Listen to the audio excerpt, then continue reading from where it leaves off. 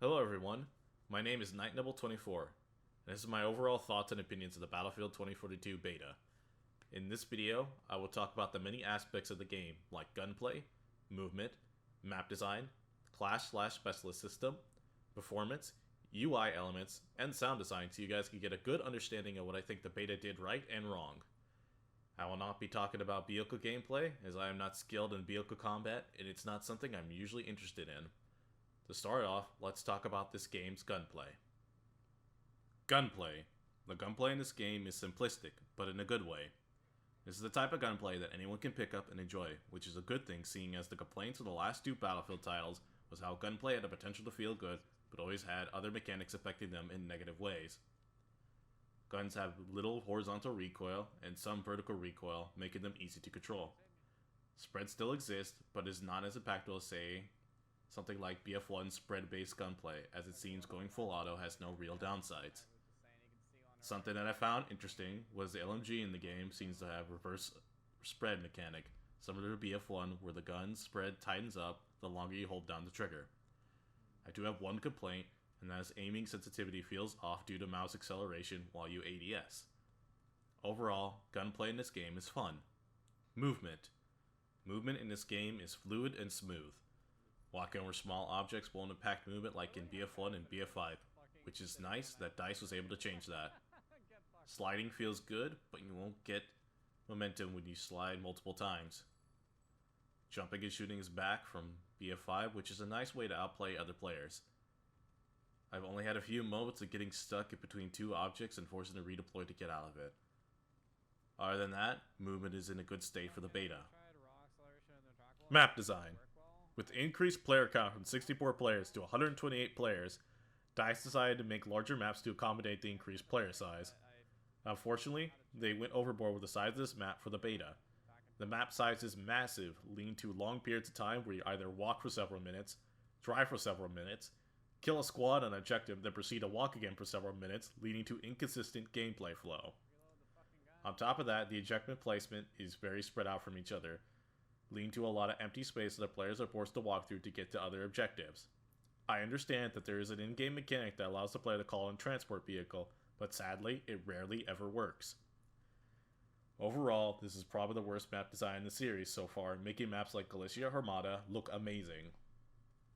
Class/specialist system. My feelings on the current class system are mixed. Classes like Assault, Engineer, Support, and Scout still exist, but not in the way you expect them. Each class has a specialist that matches up with its respective class, like the Medic Falk, which falls in line with the Support class. Here are where the similarities end. Unlike in previous Battlefield games, you can now equip any gadget for any specialist. On paper, it sounds like a great idea, but its current implementation leaves a lot to be desired. As an example, you can no longer run a repair tool with a launcher to have a great anti-vehicle/vehicle support loadout. The specialists in this game seem to benefit the individual more than helping out friendly players, which isn't a bad thing, but this means more players focusing on themselves rather than their team. Take the Assault Specialist Webster, for example. He has access to a grappling hook, which is pretty cool, but I don't see how he fits the role of an assault, especially when he has no means of anti-vehicle or better anti-infantry gadgets. It goes the same for Boris 2, which he falls into the engineer category, but plays nothing like an engineer from the previous Battlefield titles. The only two specialists that seem to fit their class role are Falk and Casper. I would like to see more specialists that fit their class roles in a more traditional way for the future. Performance. Performance of the beta isn't good. There are tons of issues ranging from frame drops, stuttering, crashing, and graphical pop-ins are all the place, leading to a pretty rocky experience. I have to ask if the increased player count was worth the performance drop, because most of the time the game is hard to look at and play at a consistent frame rate.